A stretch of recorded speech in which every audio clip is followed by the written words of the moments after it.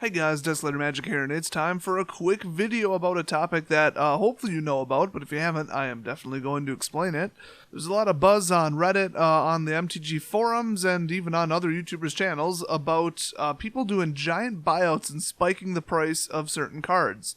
In fact, specifically, there's this one jerk named Craig who's doing it on purpose, unapologetically. He even, calls himself a complete douchebag, and he's just there to make sure nobody can play Legacy or Vintage. Now see, while I don't have a problem with that, because I think the formats are completely idiotic, just a waste of time, a waste of money, and the decks are stupid, you win on turn 0, it's a joke. It's not even Magic the Gathering, it's just a complete joke. I might have a slightly different opinion if I played Magic 23, 24 years ago, but I don't know, I doubt it. Looking at the state of it now, you can't say, oh, I want to play it for nostalgia reasons. Not for $30,000, you don't.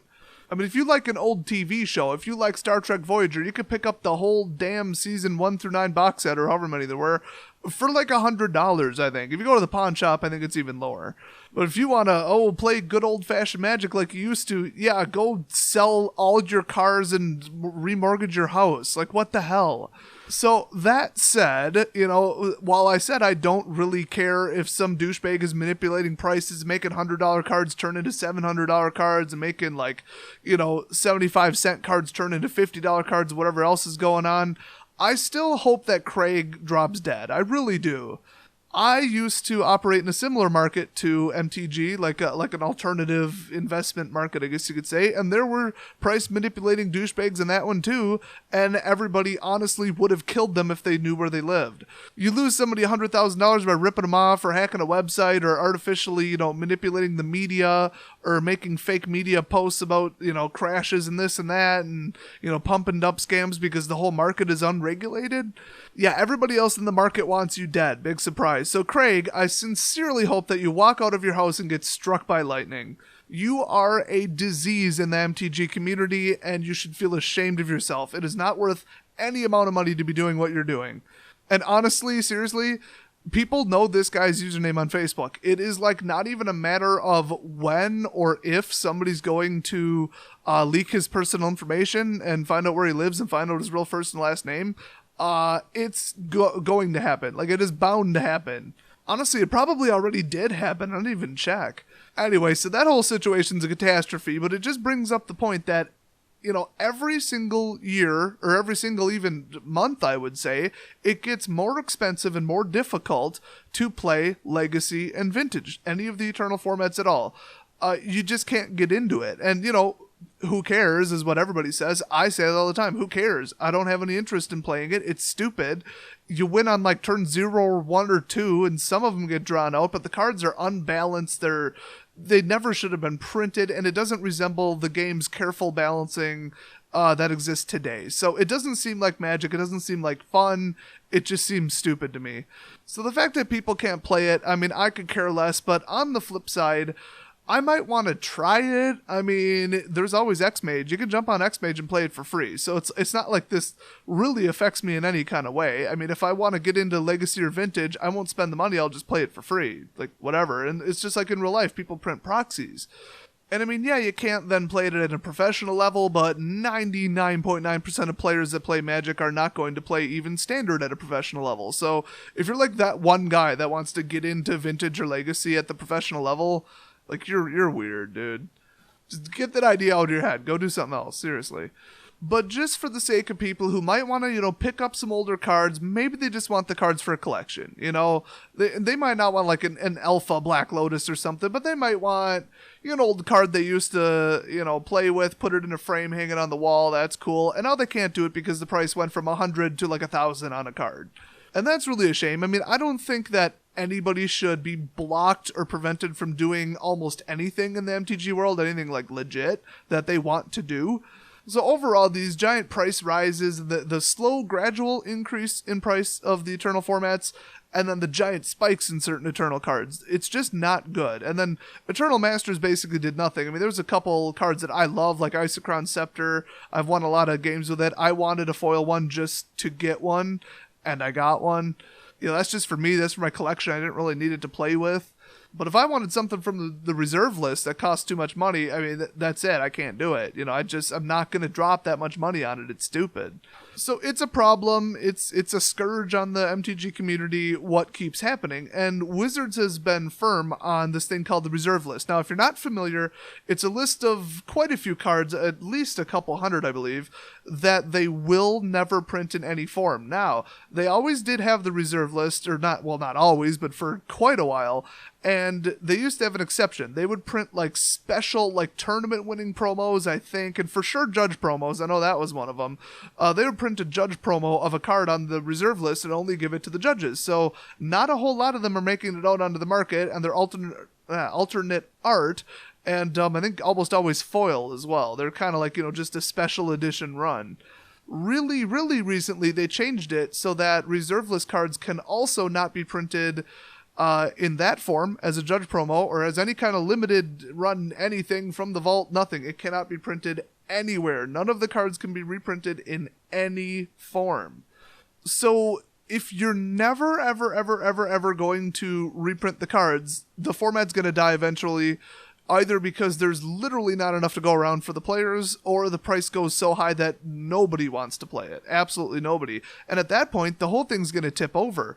I mean, if people completely lose any interest in Vintage or Legacy, guess what the card values are going to do? I mean, they're not just expensive because they're rare, they're expensive because people want to build Vintage and Legacy decks. That's a big, big, big problem. And now, one thing to keep in mind just in the back of your head through all this, a lot of these cards are used in Commander as well. So Commander players want these cards, and now they're prevented from finishing their Commander deck because the card shot up from $10 to $100. So the reserve list also affects, Commander players, and that sucks. But just in general, they're doing nothing at Wizards but keeping the cards out of people's hands. So I don't like it when they keep cards out of people's hands. I don't like it when they underprint something, only print a popular card once, refuse to reprint it. It doesn't show up in a Masters set. Doesn't even show up in From the Vault, like, for example, Damnation. What the hell? Snapcaster Mage didn't show up in Shadows, which actually I'm kind of happy about. So just about everybody at this point wants the reserve list gone. They want them to reprint them just in a limited quantity, just to bash the prices back down a little bit. And I think this would have two really good effects. One, the people would get back into Eternal. They'd be able to play it if they so want to, at a much, much, much more reasonable price. And then two, it would punish these card hoarding jerks who are driving up the prices by doing giant buyouts and just hoarding 10, 20, 30, 100 copies of a card and making it go up. And then you can almost only get the card from that one person or that one source or that one online seller, especially.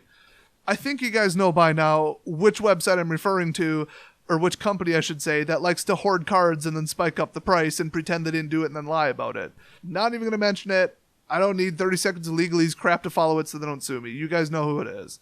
Oh yeah, Craig, yeah, you can sue me too. I dare you. See what happens. Anyway, if they got rid of the reserve list, I mean, it would be great. It would help everybody out except for current players. And that's what Wizards keep saying. If you own a $20,000 vintage deck, we'll say, it'll probably be like a $10,000 vintage deck if you're lucky if they reprint a whole bunch of reserve list cards.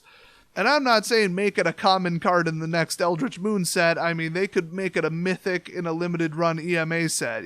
Print a couple thousand to go around in the whole world and that's it. I assume that's about what the numbers are. I mean, it would be just enough to get them in the hands of some people that want them, and it wouldn't really affect the price that much. But, if the price is just out of control mental, it would bring it back down quite a bit.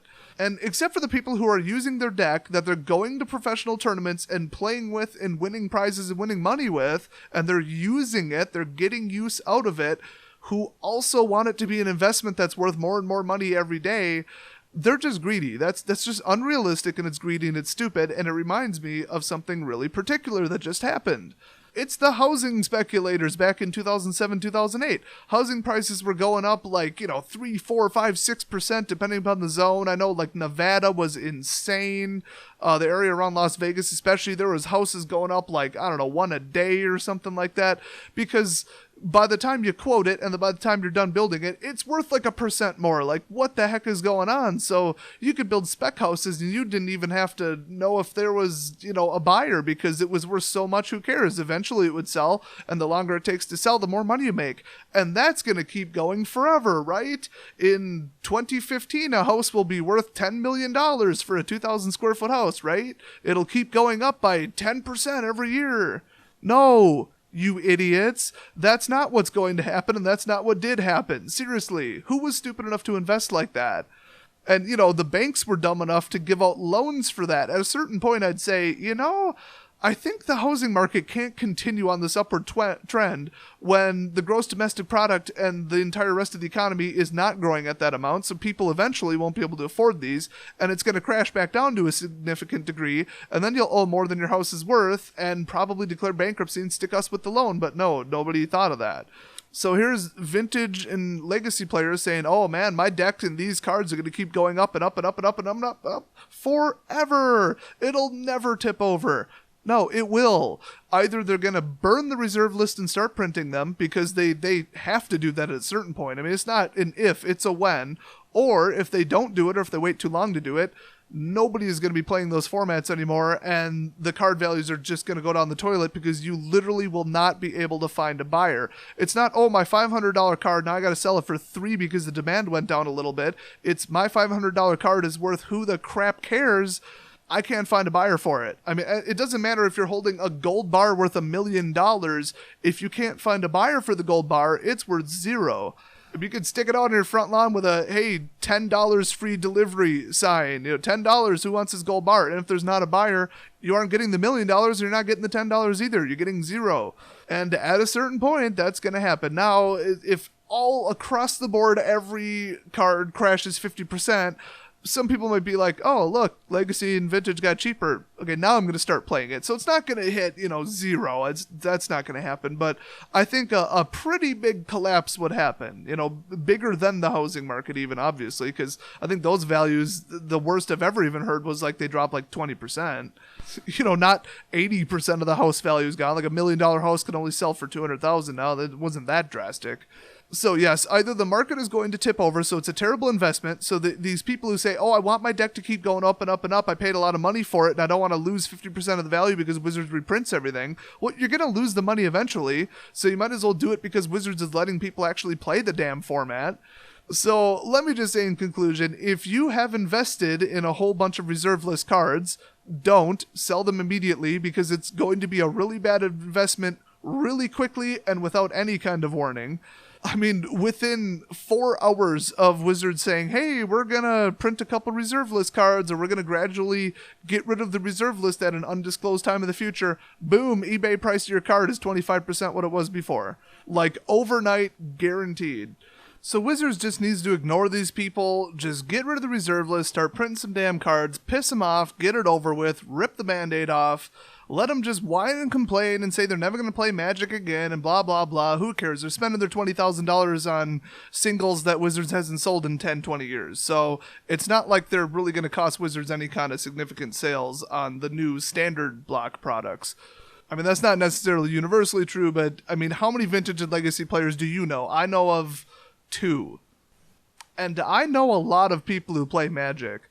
So I think they should obviously do it. Pretty much 99% of the community thinks they should do it. Abolish the stupid reserve list. Fix Vintage and Legacy. Keep them around as a format until people completely lose interest, which will hopefully never happen if they keep doing reprints.